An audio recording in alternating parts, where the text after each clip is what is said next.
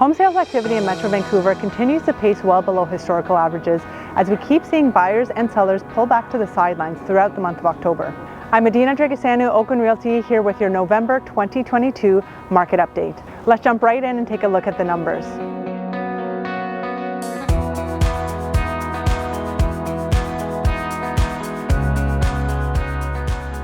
Residential home sales in our region total just over 1,900 for the month of October. This is up about 13% relative to September, but it's down about 45.5% relative to this time last year. And if we look at it compared to the 10-year sales average for the month of October, we see that sales were down about 33%. The pace of sales declines across the three different property types, so detached, townhome, and apartment properties, was pretty consistent for the month of October. All of them were down about 45 to 47% relative to this time last year.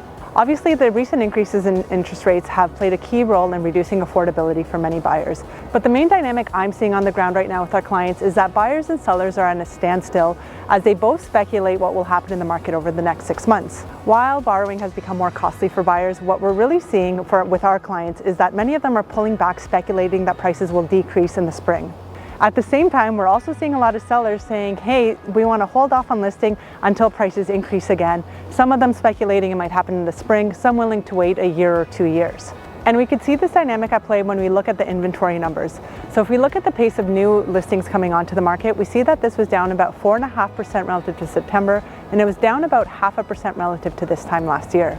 Looking at total supply, we see that the total number of homes available for sale in our region is down about 1% relative to September, and it's up about 23% relative to this time last year. While an increase of 23% in inventory is significant, we have to remember that demand is down 45.5%. So what we're actually seeing on the ground in many markets is that inventory is still low relative to demand. This dynamic has caused market conditions to shift slightly more in favor of sellers in the month of October. So what we saw is that the sales to active listings ratio rose to about 19.3% in the month of October. This is up from 16.9% in September. As you know, analysts say that we start seeing upward pressure on prices when this ratio is over 20% for a sustained period of time. This is called the seller's market. And only when this ratio is below 12% for a sustained period of time is when we're seeing downward pressure on prices. Anything in between is considered a balanced market. So right now our market is a balanced market on the cusp of a seller's market. But we're seeing differences across the three different property types. Looking at this by property type, we see that detached homes are currently at 14.3%. This is up from 12.4% in September. For townhomes, the ratio is 21.6%, which is up from 18.4% in September. For apartment condos, we're seeing that the ratio is at 23.2%, which is up from 20.9% in September. So let's take a look at how this is impacting pricing. The HPI composite benchmark price for all property types is currently at $1,149,000. This is a decline of 0.6% relative to September, and it's down about 9.2% relative to the peak 6 months ago. However, it's still up 2.1% relative to this time last year. Looking at this by property type, we see that the HPI composite benchmark price for detached properties is currently at $1,892,000. This is down 0.7% relative to September, and it's still up about 1.6% relative to October of last year. For attached townhome units, the HPI composite benchmark price is currently at $1,043,600. This is down 0.5% relative to September, and it's still up about 7.1% relative to this time last year. For condo apartments, the HPI composite benchmark price is currently at $727,000.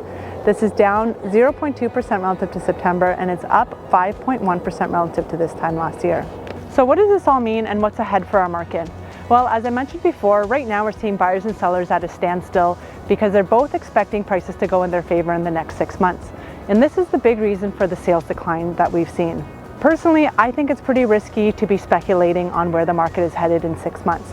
It's a pretty short time frame window, and in the big picture of your real estate investments, it really shouldn't be your determining factor. Up to now, the increase in rates have increased speculation amongst buyers and reduced affordability, which has pulled them back, but it hasn't done much to increase supply. For prices to decline, we're going to need to see sellers coming to the market and needing to sell and becoming more motivated. This could happen with what we're seeing with trigger rates right now. If you want more information on that, check out our video that we did with Dave Goodison from Forefront Mortgages. But while increased payments will be painful, it's hard to know how many of those sellers are going to be in a position where they genuinely can't afford to hold on to their properties. And if we don't see that supply coming on, there's a chance that prices may stabilize or increase in the spring. My advice for clients right now is to look at your own personal financial situation and your lifestyle goals for the next 5 to 10 years and base your decision on that. If you're trying to look at what's happening in the market, again, it's really hard to predict in 3 to 6 months. But what we can do is look at the long-term fundamentals that drive certain markets. And what we know for sure right now is that immigration is on its way up in a major way. Over the last 2 decades, the government of Canada has been letting in about 200 to 300,000 immigrants every year.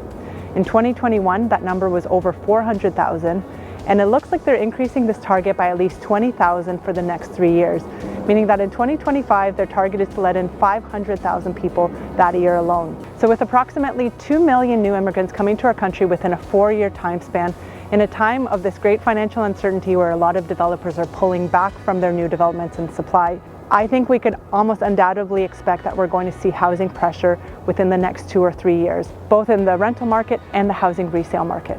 Ultimately, owning real estate is one of the best hedges against inflation. So if you're making a decision about buying or selling in the next few months, I think you need to look at that long-term picture and take it back to see how it fits with your own personal goals.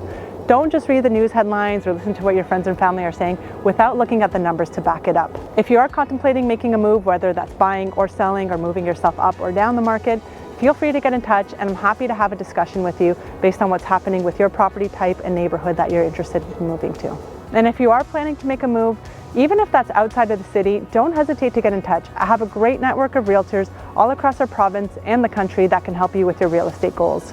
That's it for now. Thanks for tuning in. If you found this useful, don't hesitate to send it to your friends or family who are looking to make a move. And if you want to stay in touch with what's going on in the market, be sure to follow me on Instagram at adina.yvr and subscribe to our YouTube channel. Have a great rest of your month, and I can't wait to see you in December.